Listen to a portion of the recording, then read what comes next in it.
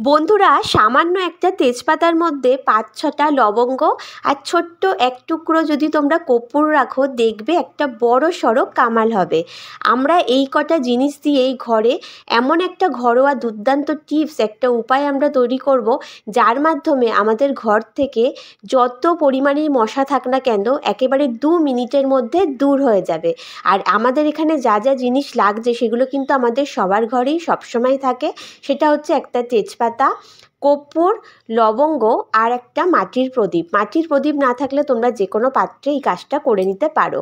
ঠিক আছে, দেখো এই কটা জিনিস আমাদের ঘরে কিন্তু সবসময় মজুদ থাকে। আর এইগুলো দিয়ে আমি আজকে একটা ঘরোয়া টিপস তোমাদের সাথে শেয়ার করব, যেটার মাধ্যমে তোমরা তোমাদের ঘর থেকে যত মশাই থাক না কেন সব মশা কিন্তু ২ মিনিটে একেবারে উধাও করে ফেলতে পারবে। কোনো রকম বাজার থেকে কিনে আনা তেল বা মশার ধূপ এখানে তোমাদের ব্যবহার করতে হবে না, কথা দিচ্ছি। তাহলে চলো দেখে নাও যে এইটা দিয়ে আমরা কিভাবে এই ঘরোয়া টিপসটা তৈরি করি। প্রথমে আমাদের তেজপাতাটা এরকম কাঁচি দিয়ে কেটে নিতে হবে ছোটো ছোটো টুকরো করে। যতক্ষণ আমি এটা কেটে নিচ্ছি চলো তোমাদের কিছু কমেন্ট পড়ে নিই। জয়ন্ত সরকার লিখেছে, দারুণ, আমি জলপাইগুড়ি থেকে। এরপরে কমেন্ট করেছে সুজাতা পারভিন কলকাতা থেকে। অর্চনা ভট্টাচার্য লিখেছেন, খুব কাজের সব ভিডিও, আলিপুরদুয়ার থেকে। রতন দে লিখেছে নৈহাটি থেকে। অনেক অনেক ধন্যবাদ আপনাদের ভিডিওতে কমেন্ট করার জন্য। আর যারা যারা আমার ভিডিওটা এখন দেখছো তারাও চটজলদি বলে দাও যে তোমরা কোথা থেকে আমার ভিডিওটা দেখছো, যাতে আমি পরবর্তী ভিডিওয়ে তোমাদের কমেন্টগুলো এইভাবে পড়ে ধন্যবাদ জানাতে পারি।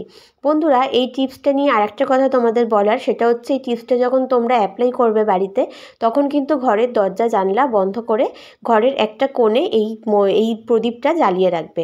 দরজা জানলা খুলে রেখে যদি এটা তোমরা অ্যাপ্লাই করো তাহলে কিন্তু মশা যা সে তো মরেই যাবে, কিন্তু বাইরের মশা আবার ঘরের ভেতর ঢুকে গেলে তাহলে কিন্তু এই টিপসটা কোনো রকমভাবেই কাজ করবে না।